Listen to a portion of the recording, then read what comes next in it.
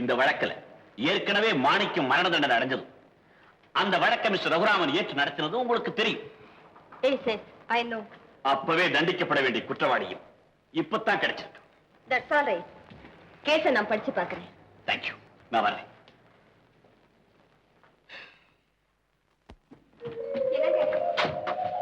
ஓ பவானி, எங்க இப்படி திடீர்னு? உங்ககிட்ட ஆசீர்வாதம் வாங்கிட்டு போனவன்னு வந்தேன். எதுக்கு ஆசீர்வாதம்? நீங்க ராஜினாமா பண்ணா பப்ளிக் ப்ராசிக்யூட்டர் பதவியே இப்ப எனக்கு கொடுத்திருக்காங்க. ஓ அப்படியா? Very good. Wish you the best of luck. அதோட மில்போனர் கேஸ்ல தலைமறைவா இருந்த 2வது குற்றவாளியும் கிடைச்சாச்சு.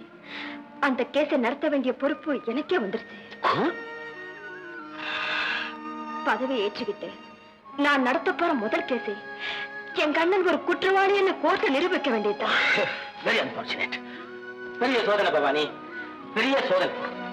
முத்துவுக்கு ஆனந்திக்க நான் கல்யாணம் செஞ்சு வச்சப்போதான் போலீஸ் வந்து அவனை அரெஸ்ட் பண்ண. முத்துவை எப்படியாவது தப்ப வைக்கணும்னு நான் தவிச்சுக்கிட்டு இருக்கிற நேரத்துல நீ வந்து அவனுக்கு எதிராக வாதாட போறீங்க. முத்து குற்றவாளிதான் நிரூபிக்க தகுந்த ஆதாரம் ஏதாவது இருக்கா? இருக்கு. கைரேகை பல காலமா தலைமறைவா இருந்தது. இன்னும் பல ஆதாரங்கள் ஃபைல்ல படிச்சதுக்கு அப்புறம் தெரிஞ்சது. அப்படின்னா நீ இந்த கேஸை நடத்தியே தீர்றதுங்கிற முடிவுக்கு வந்துட்டியா? ஆமா. பவானி, கூட பிறந்த சகோதரனை கூண்டல நிறுத்தி அவனை குற்றவாளின்னு சொல்ல போறியா? நான் என்னங்க செய்யறது? கூண்டுல நிக்கிறது அவர் செஞ்ச குற்றம். குற்றவாளின்னு சொல்றது நான் படிச்ச சட்டம். ஓஹோ பவானி, நீ யாருகிட்ட இப்படி எல்லாம் பேசுறேங்கிறது தெரியுதுல்ல? அரசாங்க வக்கீலா தேர்ந்தெடுக்கிற அளவுக்கு எனக்கு தகுதியை தந்த என் குரு கிட்ட தான் பேசுறேன். நான் வரேன். பவானி,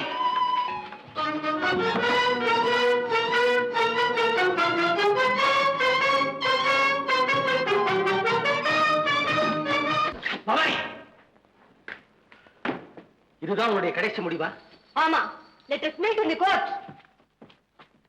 ஆல் ரைட், நம்ம கோர்ட்லயே சந்திப்போம்.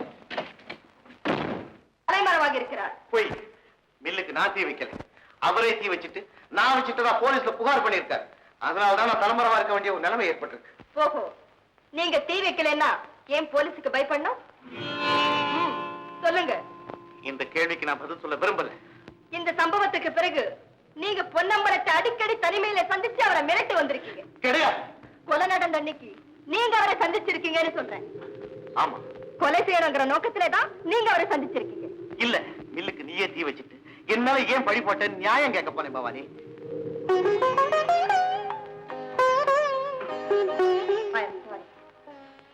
This is court. Excuse me. அவர் என்ன சொன்னார்?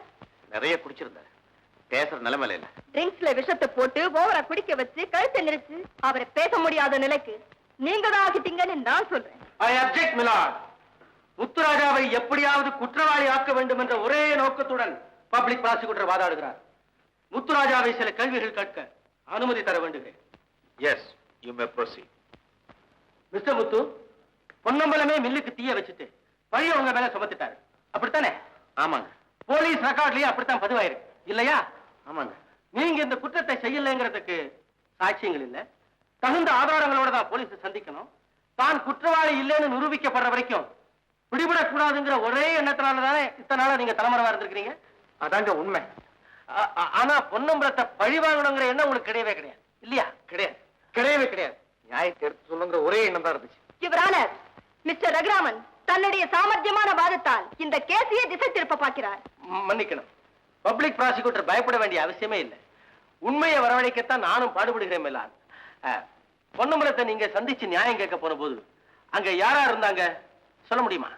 பொன்னம்பலம் நல்ல குடிபோதையில இருந்தாருங்க. அவருடைய செக்ரட்டரி டான்ஸ் ஆடிக்கிட்டு இருந்தாங்க, ரோசி. அதாவது நீங்க போகும்போதே அவர் நல்ல குடிபோதையில இருந்தாரு. ஆமாங்க. நீங்க அதுக்கு மேல ட்ரிங்க்ஸ் எதுவும் கலந்து கொடுக்க கூடாத அளவுக்கு தானே தன்னுடைய சுயநலவை இழந்திருந்தாரு. ஆமாங்க ஆமாங்க. அவர் எழுந்திருக்க முடியாத நிலை, தலை கவுந்து இருந்துச்சு. அப்ப நீங்க அவர் முகத்தை தூக்க பாத்தீங்க.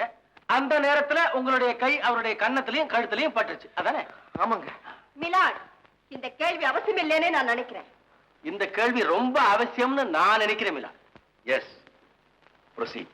மிலாட், இந்த கேஸில் சாட்சியம் சொன்ன செக்ரட்டரி ரோசியை மீண்டும் விசாரணை செய்ய கோர்ட்டாரின் அனுமதி கோருகிறேன். யுவரானர், ரோசியோட விட்னஸ் அவசியம் இல்லை என்பது தெரிவித்துக் கொள்கிறேன். மிஸ்டர் ரகுராமன், இந்த வழக்கிற்கு ரோசியின் சாட்சியம் அவசியம்னு நினைக்கிறீங்களா?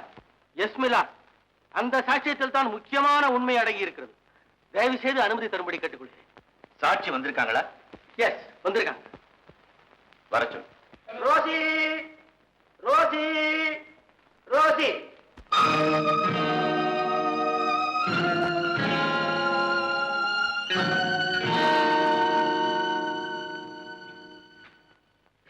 நான் சொல்வதெல்லாம் நான் சொல்வதெல்லாம் உண்மையே அன்றி பொய்யில்லை. உண்மையே அன்றி பொய்யில்லை.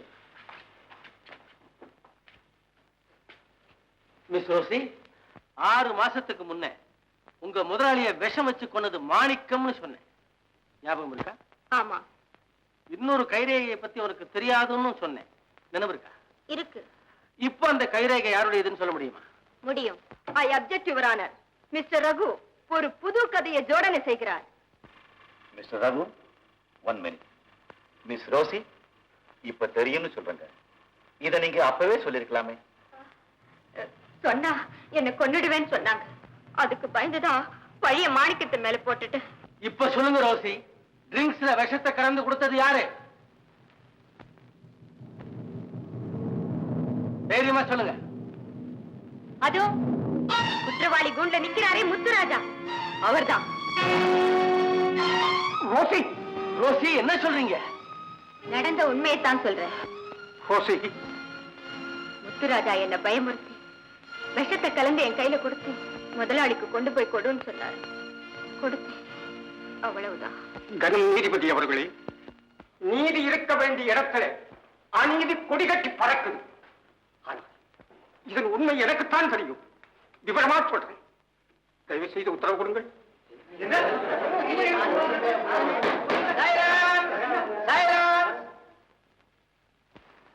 நீங்க யாரு? இதோ கைதி கொண்டு நிற்கப்பட்டிருக்கும் முத்துராஜாவின் அப்பன் நான். என் பேரு மாசிலாமன்.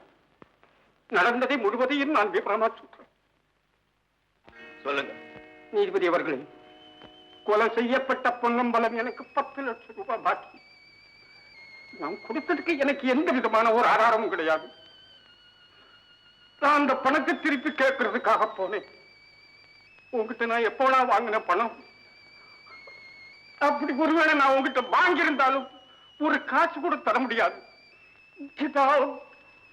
அப்படி சொல்ல கொட்டாரவர்களை என் மனசு உடைஞ்சு போச்சு. ஒரு நாள் என் பணத்தை திருப்பி கேட்கறதுக்காக பொன்னம்பலம் வீட்டுக்கு போயிருந்தான். அவன் ஒரே குடிபோதையில் இருந்தான். அவனுடைய செக்ரட்டரி அதோ நிக்கிறாளே ரோசி, அவ டான்ஸ் ஆடிக்கிட்டு இருந்தான். நான் போனது ஒருத்தருக்கு தெரியாது. என்னுடைய நினைப்புக்கு உதவியா அங்கு ஒரு காலி டம்ளர் இருந்தது. அதில் அந்த விஷத்தை போட்டு கொடுத்தான். அவன் ஆனந்தமா சாப்பிட்டான். செத்துட்டான். கொட்டார் அவர்களே, என்னுடைய நினைப்புக்கு நான் எவ்வளவு சந்தோஷப்பட்டிருப்பேன் தெரியுங்களா? உடனே நான் தப்பிச்சு ஓட முயற்சி பண்ணேன். அந்த சமயம் பார்த்து ஒரு பிளேட்டு கீழே விழுந்து நொறுங்கியது. இந்த சட்டத்தை கேட்டு ரோசி நான் இருக்கிற ரூமுக்கு வந்தாள். அதன் பிறகு இந்த நேரத்தில் நான் அவனுக்கு கொடுத்த மருந்துடைய வேலையை அது காட்ட ஆரம்பிச்சிருக்கும். என்ன நீ காட்டி கொடுக்கணும்னு நினைச்ச ஒரு சனத்தில் போலீஸ் எப்படி என்று கேட்கிறியா? நீதான் அந்த விஷத்தை கொடுத்த நான் போலீஸில் சொல்லி உன்னை சென்ட்ரல் ஜெயில் கலப்பிச்சிருவேன். ஆமா, ஜாக்கிரதை.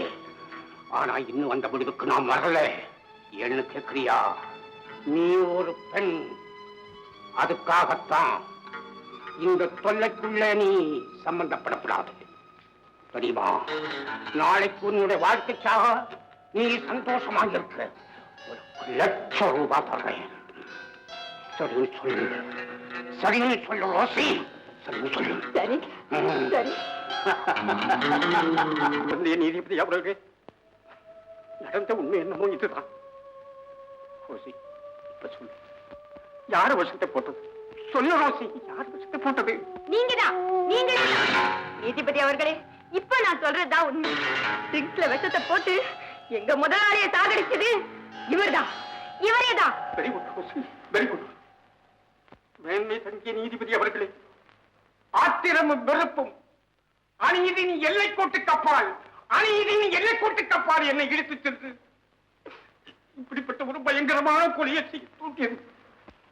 ஆனால் பாசன் என்னும் எல்லைக்கோடானது நிரபராதி ஆகிய எம் மகனை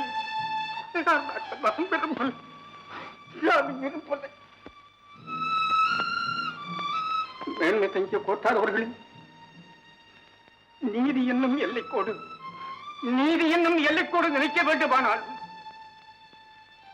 நிரபராதியாகி என் மகனை விடுதலை செய்துவிட்டு என்னை கைது செய்யுங்கள், என்னை கைது செய்யுங்கள், தயவு செய்து கைது செய்யுங்கள். தான் போயார்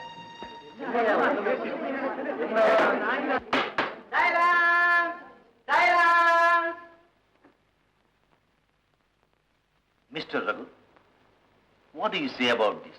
எஸ் மிலாட், மிஸ்டர் மாசிலாமணி சொன்னது அவ்வளவு உண்மைதான். உண்மை வெளியாகணுங்கிற ஒரே காரணத்துக்காக சாட்சி ரோசியை கண்டுபிடிச்சு எல்லா உண்மைகளையும் தெரிஞ்சுக்கிட்டேன்.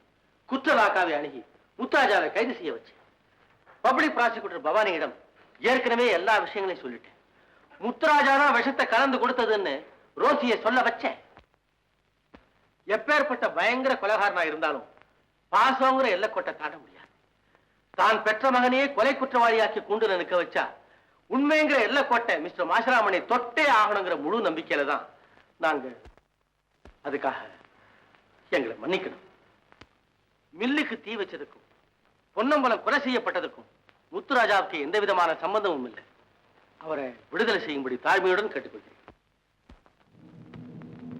இவ்வழக்கில் குற்றம் சாட்டப்பட்டுள்ள முத்துராஜா உண்மை குற்றவாளி அல்ல என்று மிஸ்டர் ரகுராமனும் பப்ளிக் ப்ராசிக்யூட்டர் பவானியும் தகுந்த ஆதாரங்களோடு மிக திறமையாக நிரூபித்திருக்கிறார்கள். அதோடு தானே குற்றவாளி என்ற உண்மையை மாசிலாமணியும் ஒப்புக் கொண்டிருக்கிறார். எனவே நிரபராதி என நிரூபிக்கப்பட்டிருக்கும் முத்துராஜாவை இவ்வழக்கிலிருந்து விடுதலை செய்வதோடு உண்மை குற்றவாளி மாசிலாமணியை கைது செய்யும்படி தீர்ப்பளிக்கிறேன்.